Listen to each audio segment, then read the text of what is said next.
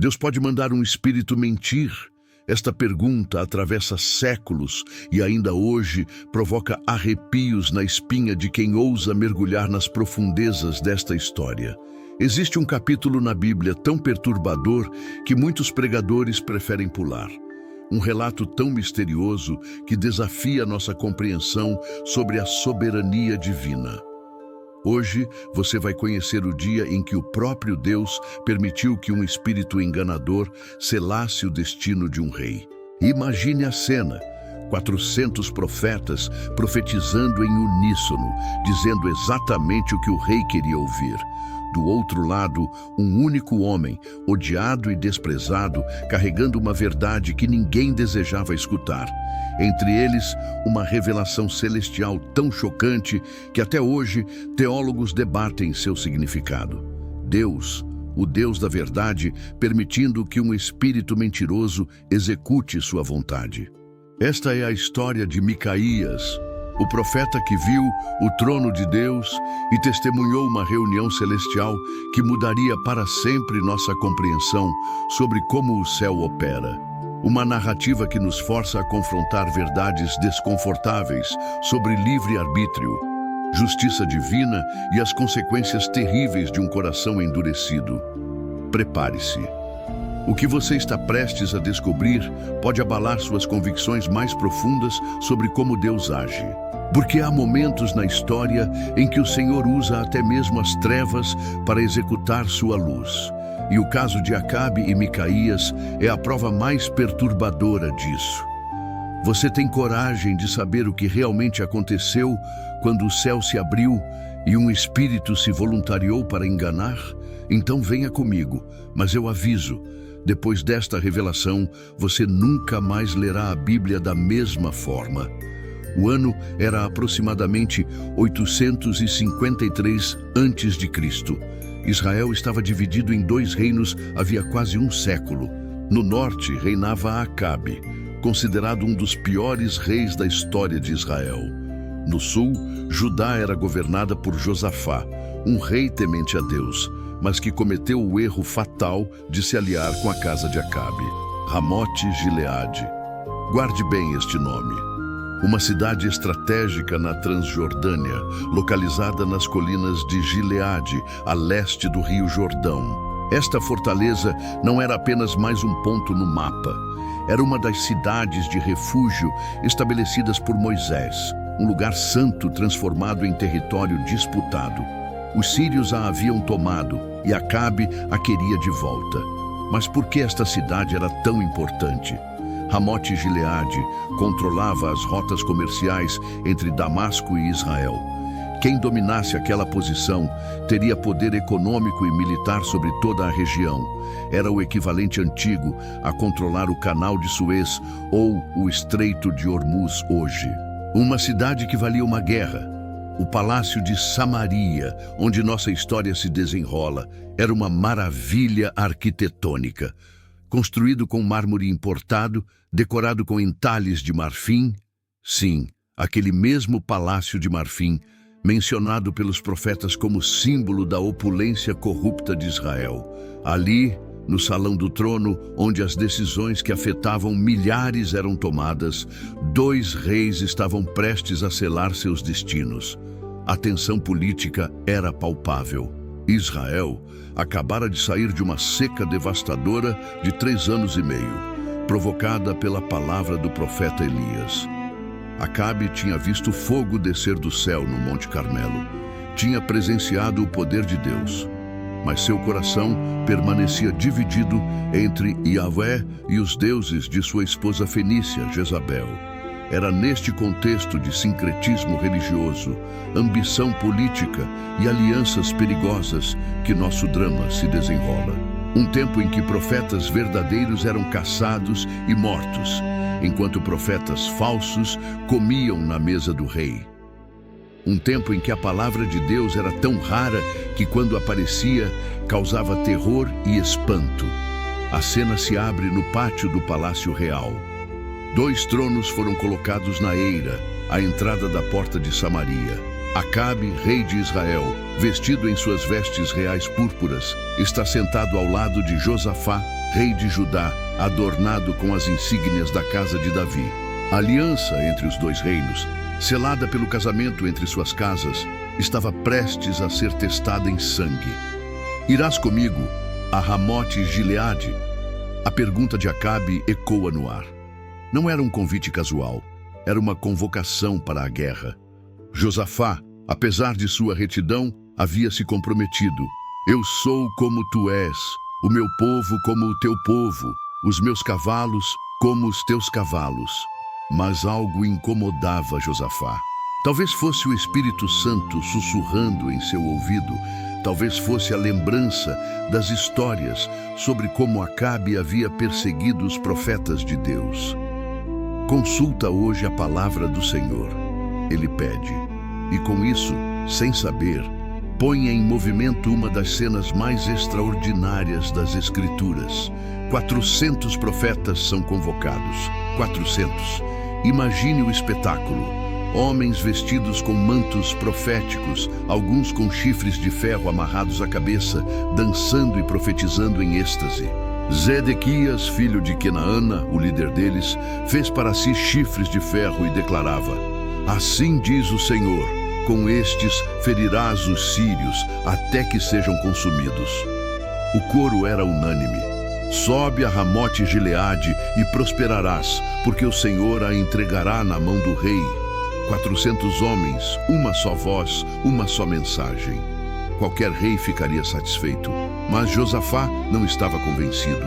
Havia algo errado naquela unanimidade, algo artificial naquela certeza absoluta. Não há aqui ainda algum profeta do Senhor? Pergunta Josafá, e com esta simples questão revela a farsa. Aqueles 400 não eram profetas de Yahvé. Eram profetas do bezerro de ouro, do sincretismo religioso que havia contaminado Israel. E Acabe sabia disso. Bloco 4. Comparações e curiosidades. A resposta de Acabe revela tudo. Ainda há um homem, Micaías, filho de Imlá, mas eu o odeio, porque nunca profetiza bem de mim, senão somente mal. Pause aqui e reflita. Acabe admite que existe um verdadeiro profeta, mas o odeia porque ele diz a verdade. Isso não lembra nossos dias? Quantas vezes preferimos os profetas que nos dizem o que queremos ouvir? 400 pregadores da prosperidade versus um pregador da verdade.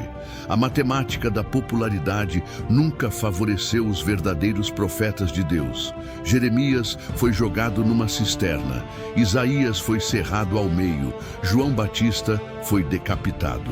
E Micaías estava prestes a ser esbofeteado e preso.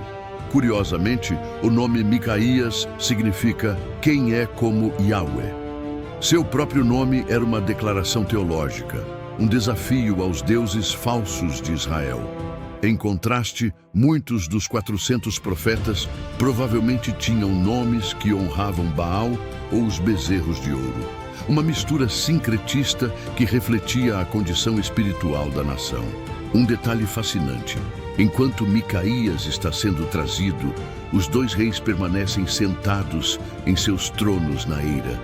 A eira, na cultura hebraica, não era apenas um lugar de debulhar trigo. Era um lugar de separação, onde o joio era separado do grão. Que ironia profética! Ali, naquele lugar simbólico de julgamento e separação, a verdade seria separada da mentira. O mensageiro enviado para buscar Micaías tenta suborná-lo no caminho. Eis que as palavras dos profetas são unânimes em favor do rei. Seja também a tua palavra como a de um deles. A pressão para conformar-se, para seguir a maioria, para não causar problemas.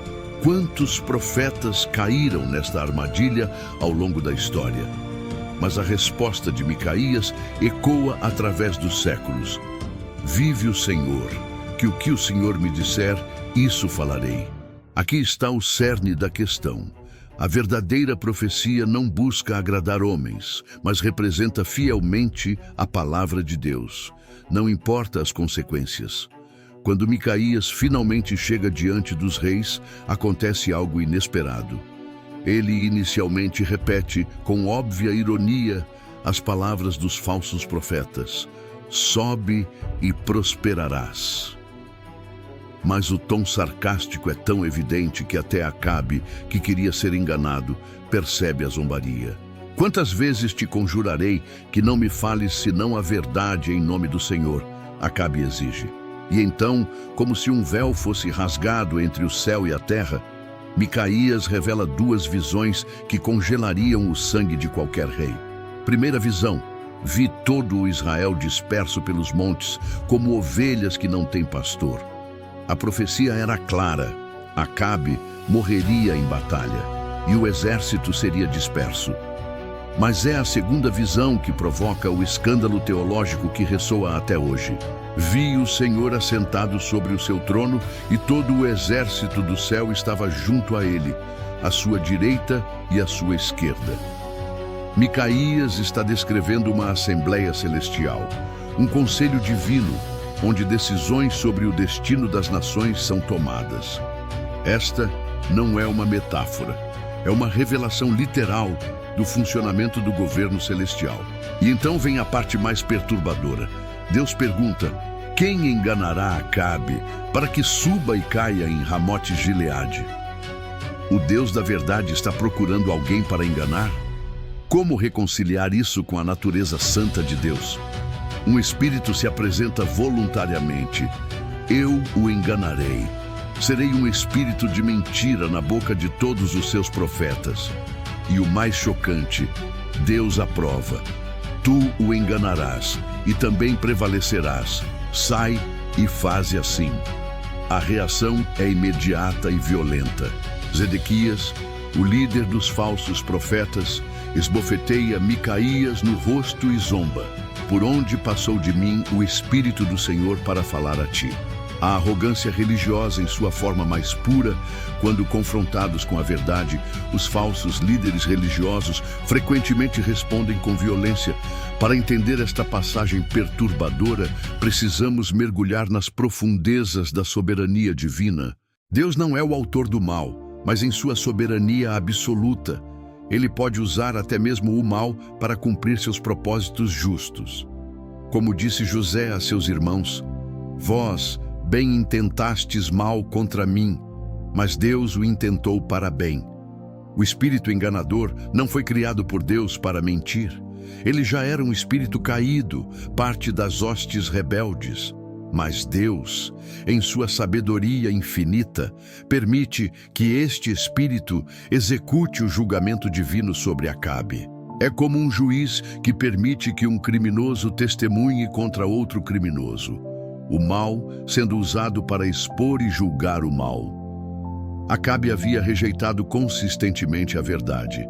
Ele tinha ouvido Elias, tinha visto os milagres, tinha até demonstrado arrependimento temporário, mas seu coração permanecia apegado à mentira. Paulo nos adverte em 2 Tessalonicenses 2:11. Por isso Deus lhes envia a operação do erro, para que creiam na mentira. Este princípio espiritual é aterrorizante. Quando persistentemente rejeitamos a verdade, Deus eventualmente nos entrega as mentiras que escolhemos acreditar. Romanos 1 repete 3 vezes a frase terrível: Deus os entregou. Há um ponto em que o endurecimento voluntário do coração se torna endurecimento judicial. Mas note a misericórdia mesmo no julgamento. Deus envia Micaías para advertir Acabe uma última vez. Mesmo sabendo que Acabe rejeitaria a advertência, Deus ainda oferece a oportunidade de arrependimento. A profecia de julgamento sempre carrega implícita a possibilidade de mudança. Veja Nínive e Jonas. O Salmo 18:26 declara: com o puro te mostrarás puro, mas com o perverso te mostrarás indomável. Deus se relaciona conosco de acordo com a condição de nosso coração. Para os que buscam a verdade, Ele é a verdade. Para os que amam a mentira, Ele permite que sejam enganados pelas próprias mentiras que escolheram. A tensão no salão do trono atinge o clímax. Micaías, com o rosto ainda ardendo do tapa de Zedequias, profere suas últimas palavras antes de ser arrastado para a prisão. Se voltares em paz, o Senhor não tem falado por mim. E então, virando-se para a multidão reunida, clama: ouvi, povos todos, Acabe tenta burlar a profecia com um estratagema covarde. Eu me disfarçarei e entrarei na peleja. Tu, porém, veste as tuas vestes reais. Josafá ingenuamente concorda. O rei de Israel acredita que pode enganar o decreto divino com roupas comuns, como se Deus pudesse ser confundido por figurinos. A batalha começa. 32 capitães sírios receberam uma ordem específica: não pelejareis nem contra pequeno, nem contra grande, mas só contra o rei de Israel. No fragor da batalha, eles avistam Josafá em suas vestes reais e o perseguem, certos de que encontraram seu alvo. É o rei de Israel, gritam, convergindo como lobos sobre o rei de Judá. Josafá, em desespero, clama ao Senhor. E então, milagrosamente, os sírios percebem seu erro e se afastam. Mas onde está Acabe? Disfarçado entre os soldados comuns, Acabe deve ter sentido um momento de triunfo. Seu plano estava funcionando, a profecia seria frustrada. Mas então, um homem armou o arco em sua simplicidade. A frase hebraica significa literalmente "em sua inocência". Um soldado sírio atira uma flecha ao acaso, sem mirar em ninguém específico. A flecha voa pelo ar do campo de batalha. Entre milhares de soldados, em meio ao caos da guerra, ela encontra o único espaço entre as juntas da armadura de um soldado disfarçado. A flecha penetra profundamente. Acabe cambaleia. O sangue começa a fluir. O rei, ferido mortalmente, sussurra ao seu cocheiro: vira a tua mão e tira-me do exército, porque estou gravemente ferido. A ironia divina é esmagadora. Acabe, que tentou escapar de Deus disfarçando-se, é encontrado por uma flecha inocente. Não foi um arqueiro habilidoso, não foi uma emboscada planejada. Foi o que parecem chamar de acaso. Mas existe acaso quando Deus decreta um julgamento? Provérbios 21:30 declara: não há sabedoria, nem inteligência, nem conselho contra o Senhor. Acabe aprendeu esta verdade da maneira mais difícil. Durante todo o dia, enquanto a batalha se enfurecia, o rei permaneceu erguido em seu carro, o sangue escorrendo e formando uma poça no fundo da carruagem. Ao pôr do sol, ele morreu. O cumprimento profético foi preciso e terrível.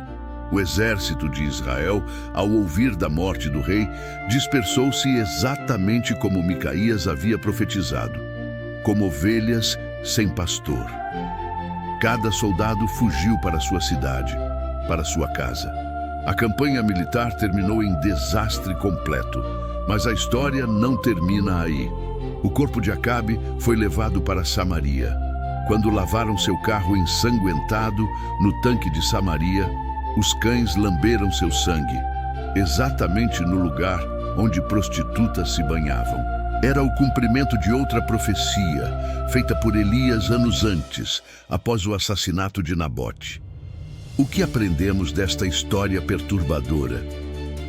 Primeiro, que Deus leva a sério quando rejeitamos sua verdade. Não podemos brincar com a palavra de Deus, escolhendo o que queremos ouvir e rejeitando o que nos incomoda. Segundo, que Deus é soberano até sobre o mal. Ele não o causa, mas pode usá-lo para seus propósitos justos. Terceiro, e talvez mais importante, a verdade de Deus prevalecerá, não importa quantos falsos profetas a contradigam. 400 contra 1. E o que falava a verdade estava certo. Na economia de Deus, a maioria nunca determina a verdade. Um profeta mais Deus sempre será a maioria absoluta. Esta história também nos ensina sobre as consequências de cercar-se apenas de pessoas que dizem o que queremos ouvir. Acabe tinha 400, sim, Senhor, em sua corte, mas odiava o único homem que lhe dizia a verdade. Quantos líderes, empresários e até mesmo cristãos caem na mesma armadilha hoje? Esta antiga narrativa ressoa poderosamente em nossos dias. Vivemos numa era de verdades alternativas, onde cada um escolhe sua própria narrativa. As redes sociais criaram bolhas de eco, onde só ouvimos opiniões que confirmam nossas crenças pré-existentes. Como Acabe, podemos facilmente reunir 400 profetas que validam nossas escolhas. Quantas vezes silenciamos aquela voz, seja de um amigo verdadeiro, um pastor fiel, ou o próprio Espírito Santo, que nos confronta com verdades desconfortáveis? Eu o odeio porque nunca profetiza bem de mim, disse Acabe sobre Micaías. Traduzindo para hoje, parei de seguir aquele pregador porque ele sempre fala sobre pecado. Ou, mudei de igreja porque lá eles são muito rígidos. O fenômeno dos profetas da prosperidade, que prometem apenas bênçãos, nunca confrontando o pecado, é o equivalente moderno dos 400 profetas de Acabe. Eles dizem o que as pessoas querem ouvir: sucesso garantido, vitória sem cruz, ressurreição sem morte. Mas onde estão os Micaías de hoje, dispostos a falar a verdade mesmo quando ela é impopular? No mundo corporativo, líderes se cercam de bajuladores que nunca questionam decisões erradas. Na política, assessores temem contradizer seus chefes. Nas famílias, evitamos conversas difíceis para manter a paz. Mas que paz é essa que se baseia em mentiras não confrontadas? Mais perturbador ainda, quando persistentemente rejeitamos a verdade, podemos chegar ao ponto onde Deus permite que acreditemos em nossas próprias mentiras. Vemos isso em relacionamentos abusivos que as pessoas insistem em manter, em vícios que negam possuir, em pecados que racionalizam como aceitáveis. A era da pós-verdade em que vivemos é, em muitos aspectos, um julgamento divino sobre uma geração que rejeitou a verdade absoluta. Quando uma sociedade decide que não existe verdade objetiva, Deus pode permitir que ela experimente as consequências dessa escolha, a confusão, o engano, a destruição que inevitavelmente seguem. Mas há esperança. Josafá clamou e foi ouvido. Mesmo cercado de engano, quem busca sinceramente a verdade a encontrará. Jesus prometeu: conhecereis a verdade, e a verdade vos libertará.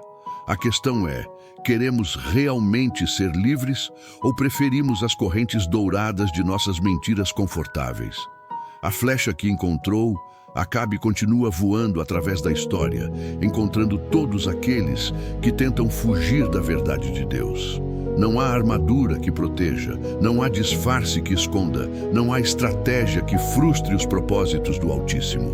Como está escrito, não vos enganeis, Deus não se deixa escarnecer. Esta história nos deixa com uma escolha solene. Seremos como Acabe, cercando-nos de vozes que validam nossos erros, ou teremos a coragem de manter um Micaías em nossas vidas?